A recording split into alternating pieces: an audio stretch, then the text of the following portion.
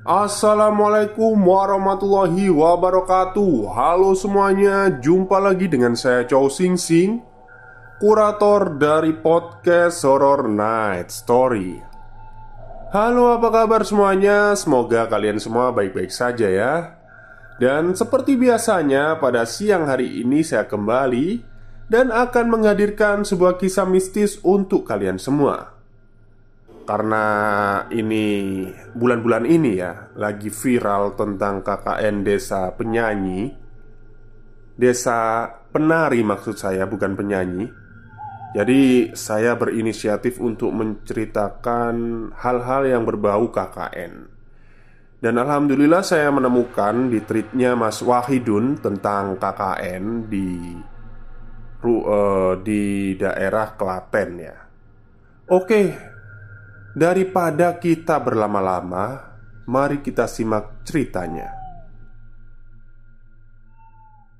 KKN merupakan salah satu kegiatan yang banyak memberikan kenangan ketika kuliah. Namun, bagaimana jika KKN di rumah yang sudah kosong selama 20 tahun? Bayangan untuk menikmati masa mengabdi pada masyarakat ketika KKN malah justru berubah jadi pengalaman seram dan mengerikan.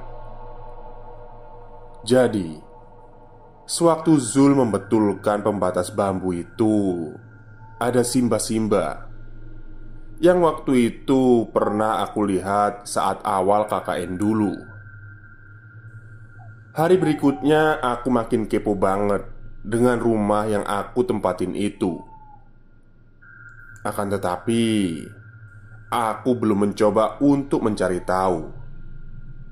Pikirku, ya, ku nikmatin aja lah dulu.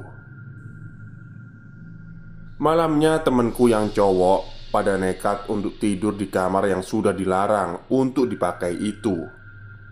Dan kejadian aneh pun terjadi di malam selanjutnya. Halo, pada cerita kali ini saya mau membagikan salah satu pengalaman horor dari salah satu temanku. Sebut saja namanya Siwi. Cerita ini merupakan pengalaman nyata ketika dia sedang menjalankan KKN di salah satu desa di Klaten. Sebelum masuk ke cerita, bolehlah di-like dan di-retweet dulu. Kalau mau follow juga boleh.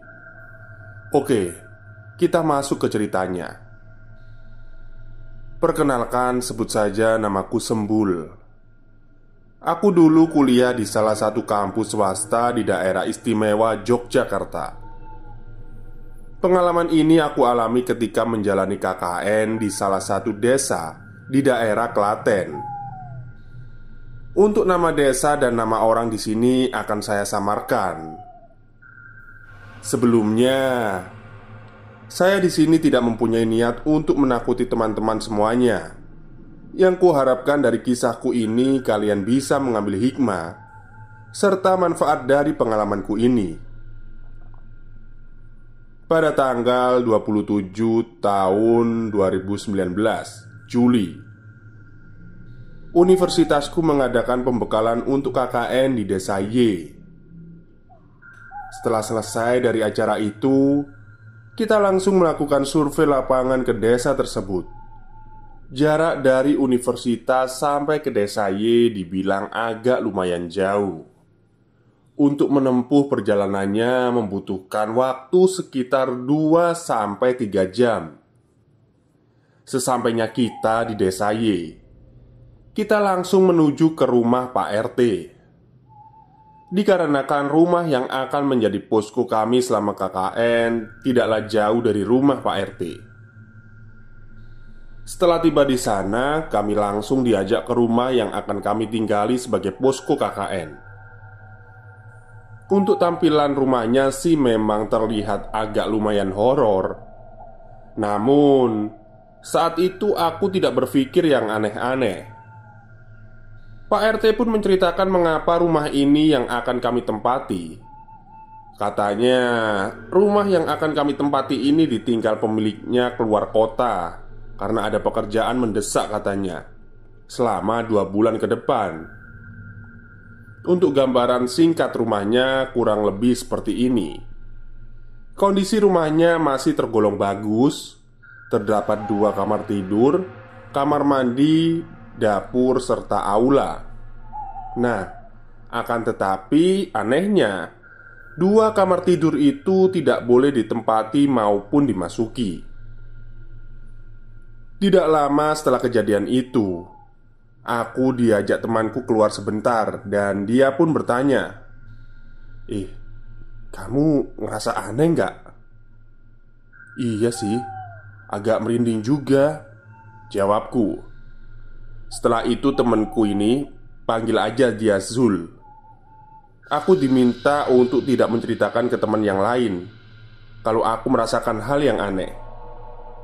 "Diam aja, hanya kita berdua aja yang tahu," ucap Zul. Dan KKN pun dimulai. Hari pertama KKN yang cowok dan cewek berantem karena berebut kamar untuk tidur. Ya, wajar aja karena ada 2 kamar dan aula yang tidak boleh ditempati. Karena hanya diperbolehkan memakai 2 ruangan saja, yaitu ruang tamu dan ruangan diapit oleh aula dan 2 kamar kosong itu. Akhirnya yang cewek tidur di ruang tamu dan yang cowok tidur di ruangan samping aula. Pada awalnya sih tidak terasa begitu horor ya. Akan tetapi perasaan sudah mulai berbeda. Nah, seiring berjalannya waktu KKN, mulai banyak kegiatan seperti rapat dengan Karang Taruna, rapat dengan warga, dan lain sebagainya. Karena antar dusun begitu akur, jadi kita bikin acara terpisah. Nah, waktu itu ketika yang cewek-cewek sedang makan di angkringan yang letaknya di belakang posko KKN, kita makan di bawah pohon mangga dan duduk di kursi panjang yang biasanya disebut lincak dalam bahasa Jawa. Pada awalnya aku udah gak mau makan di situ karena emang katanya si Zul, aku tidak diperbolehkan keluar makan pada malam itu. Tapi karena aku merasa kasihan dengan teman yang lain, akhirnya aku memutuskan untuk ikut makan keluar pada malam itu. Saat minuman datang, aku merasa merinding. Tiba-tiba jatuhlah daun mangga di atasku dan lama-lama ada yang bisik-bisikin di telinga. Sejauh itu aku masih mencoba untuk tenang. Dan gak lama setelah itu tercium aroma semerbak bunga. Saat minuman datang, aku mulai merasa merinding. Tiba-tiba jatuhlah daun mangga di atasku. Aku menanyakan kepada temanku, apakah mereka mencium wangi bunga atau tidak. Akan tetapi mereka dengan kompak menjawab tidak. Setelah itu aku langsung nelpon Zul untuk segera menjemputku. Juga pada saat itu, sesampainya di posko KKN, Zul bertanya padaku, "Ada apa?" Tapi aku di sana menjawab, "Nggak ada apa-apa kok." Tapi sepertinya si Zul ternyata sudah tahu dengan apa yang kualami barusan ketika di angkringan. Dan akhirnya aku menceritakanlah kejadian yang kualami ketika di angkringan itu. "Kamu itu sensitif, makanya kalau disuruh di rumah itu nurut aja," ucap Zul. Hari-hari selanjutnya aku makin parno. Kalau duduk sendirian, harus ada teman yang menemani. Nah, waktu itu ketika sekitar jam 10 malam, aku dibangunkan temanku. Panggil aja dia Tiara, untuk menemaninya membuat mie. Padahal dapurnya itu serem banget. Waktu dia bikin mie, aku bikin juga lah kopi.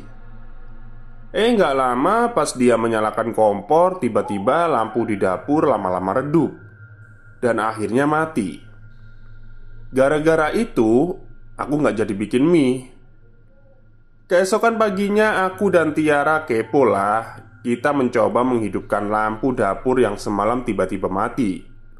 Dan di sini mulai muncul keanehan. Bagaimana enggak?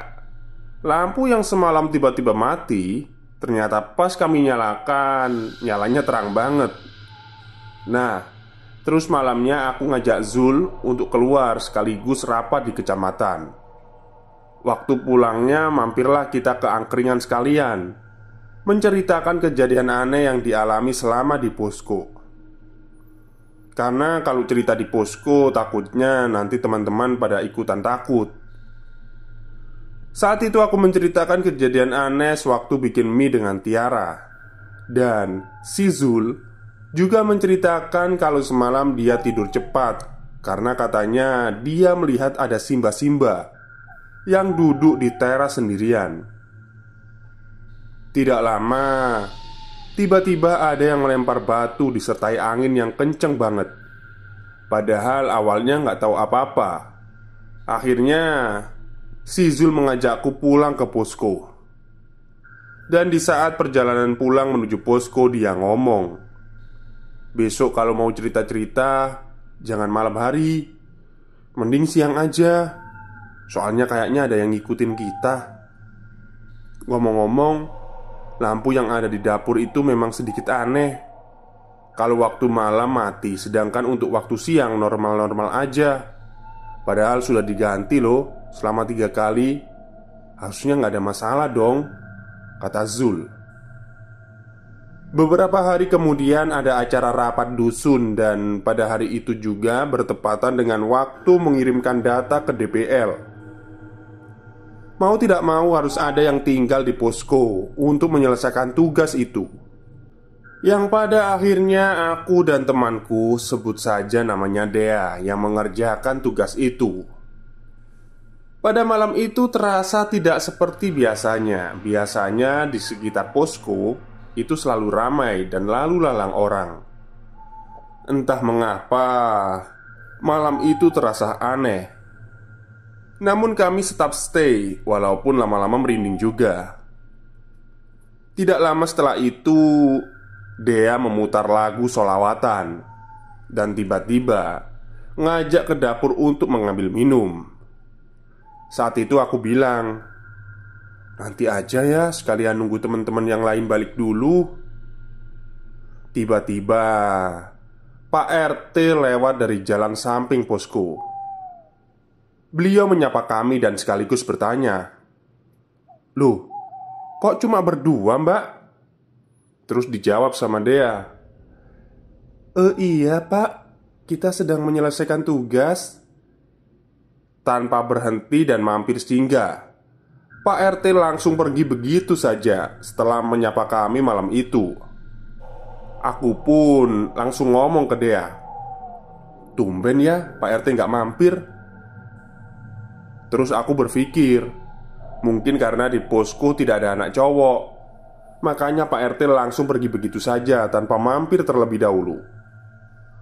Tak berselang lama, Pak RT mengirimkan foto ke HP Dea. Dan betapa terkejutnya kami berdua. Ternyata di belakang kami duduk waktu itu ada semacam kepulan asap. Dan pada saat itu tidak ada yang sedang membakar sampah ataupun merokok. Setelah melihat kejanggalan itu, aku dan Dea cuma membaca ayat kursi sembari menunggu teman yang lain balik ke posko. Tak berselang lama, temanku sudah pada baliklah ke posko. Dan pada saat itu juga mereka disuruh si Zul untuk duduk di sampingku. Setelah itu kepulan asap yang tadinya samar malah menjadi lebih jelas lagi. Setelah melihat kejanggalan itu, si Zul segera memberitahu teman-teman yang cowok dan menyuruh anak perempuan untuk segera masuk ke kamar dan tidur. Hari selanjutnya, ya lebih tepatnya beberapa hari menjelang KKN usai, aku diajak si Zul dan dia pun menceritakan apa yang selama ini dia alami selama KKN. Akan tetapi responku yang biasa-biasa aja walaupun agak sedikit merinding. Singkat cerita, pas waktu sudah sampai di posko, kami mau mandi tuh. Akan tetapi Aula dan kamar mandi bersebelahan dan hanya dibatasi oleh pembatas bambu. Pada saat itu pembatas bambunya terbuka. Saat itu aku manggil si Zul untuk memperbaikinya. Dan setelah selesai diperbaiki, aku pun segera bergegas untuk mandi. Setelah aku selesai mandi, si Zul memanggilku dan ngomong, "Besok mandi di kamar mandi yang ada di depan aja ya, alias kamar mandi milik warga." Setelah mendengar itu, aku langsung nanya ke si Zul, "Emangnya kenapa?" Jadi, ternyata pas si Zul membetulkan pembatas bambu itu, tanah samping udaranya sedikit berbeda di sana. Dan ada pula mbah-mbah yang dulu pernah kulihat ketika awal KKN. Hari berikutnya, aku makin kepo banget dengan rumah yang aku tempatin itu. Akan tetapi, aku belum mencoba untuk mencari tahu. Pikirku, ya, ku nikmatin aja lah dulu. Malamnya, temanku yang cowok pada nekat tidur di kamar yang sudah dilarang untuk dipakai itu. Lama-kelamaan mereka mulai ngelunjak, mulai melanggar aturan dan larangan yang sudah disampaikan sewaktu awal KKN dulu. Tadinya temanku yang cewek juga masuk ke aula yang semula tidak boleh dimasuki, dengan alasan hanya sebatas kepo saja. "Aula kok nggak boleh dimasukin?" ucapnya. 2 hari kemudian, temanku yang cowok yang kemarin sempat tidur di kamar yang dilarang untuk dimasukin itu, pas ketika dia tidur di luar ruangan itu, tiba-tiba ditarik ke dalam kamar itu. Kejadiannya mirip sekali dengan adegan-adegan horor. Setelah kejadian itu, si Zul pun mengajakku keluar lagi. Dia nanya, "Waduh, udah ada korban nih." Lalu ku jawab, "Ya mau gimana lagi?" Dan pas itu si Zul baru bilang, "Sebenarnya posko KKN kita itu diapit oleh tanah suci." Terus aku pun bertanya, "Apaan sih tanah suci?" Dan si Zul pun menjawab, "Makam." "Udahlah, besok aja aku kasih tahu," ucapnya. Keesokan harinya, di saat Zul ingin menyampaikan makna dari apa yang disampaikannya semalam, depan posko ada orang meninggal. Pikirku kok pas banget ya. Dan pada akhirnya hari itu kita membantu tetangga depan rumah sampai sore hari dan sampai ke pemakaman. Akhirnya terjawablah rasa penasaranku tentang apa yang dimaksud dengan diampit oleh tanah suci. Yang membuatku heran, malamnya di sebelah makam malah ada acara dangdutan. Padahal pada umumnya setelah ada orang meninggal harusnya kan diadakan acara tahlilan. Di sini malah acara dangdutan. Keesokan harinya, anak dari pemilik angkringan belakang posko melahirkan dan malamnya ada dangdutan juga. Memang aneh sih, tapi katanya memang tradisi di sini seperti itu. Dan waktu acara dangdutan tadi, ada ibu yang menyuruhku main ke rumahnya besok pagi. Keesokan harinya, sekitar jam 6 pagi, aku jalan ke rumah ibu yang semalam menyuruhku ke rumahnya. Pas waktu di rumah ibu itu, aku ditanyain begini, Mbak nggak aneh gitu pas tinggal di rumah itu?" tanya ibunya. Lantas langsung ku jawab, "Hehe, ya lumayan aneh sih bu." Lalu aku bertanya lagi pada ibu itu, "Sebenarnya ada apa sih bu?" "Mau ibu ceritain?" ucap ibu itu. Dan pada akhirnya ibu itu menceritakannya. Dan terungkaplah kebenaran yang membuatku tercengang. Ternyata rumah yang menjadi posko KKN kami itu adalah rumah yang sudah lama kosong. Kurang lebih sudah kosong selama 20 tahun. Yang dulunya milik simbah siapa gitu. Terus anaknya yang menempati rumah itu tinggal dengan istrinya. Dan selama ini rumah itu dibiarkan kosong. Lah, kata Pak RT rumah itu ditinggal yang punya selama 2 bulan, Bu. Makanya kita tinggal di situ, ucapku pada ibu itu. Kalian itu dibohongi, Mbak. Ya wajar aja apabila kalian merasakan hal yang aneh ketika tinggal di rumah itu. Oh iya, kemarin temannya Mbak ada yang sakit kan? Mungkin itu karena yang punya rumah nggak terima kalau Mbak dan teman-temannya mengusik ruangan yang nggak boleh ditempatin, ucap ibu itu. Pada saat itu aku hanya bisa menelan ludah mendengarkan penjelasan dari ibu itu. Selanjutnya ibu itu menyuruhku untuk pergi ke rumah ibu yang punya angkringan di belakang posko KKN kami.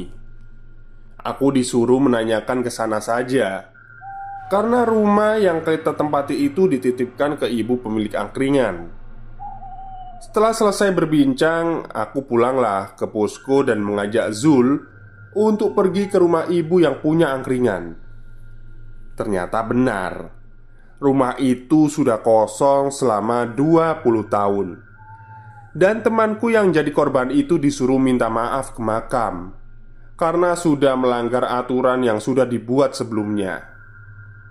Malamnya kita di posko melaksanakan evaluasi sebentar, dan si Zul memberitahu bahwa besok kita akan ke makam. Di situ kagetlah teman-teman. Namun si Zul hanya menjawab, "Nggak apa-apa kok, cuma silaturahmi," ucap Zul kala itu. Setelah evaluasi pada malam itu, anak cowok pada pergi entah kemana, dan tinggal anak cewek aja yang tinggal di posko. Ada yang masuk ke kamar, ada yang juga di luar. Ya, menikmati masa-masa akan berakhirnya KKN. Pada malam itu, kita cerita tuh di luar sambil main Uno.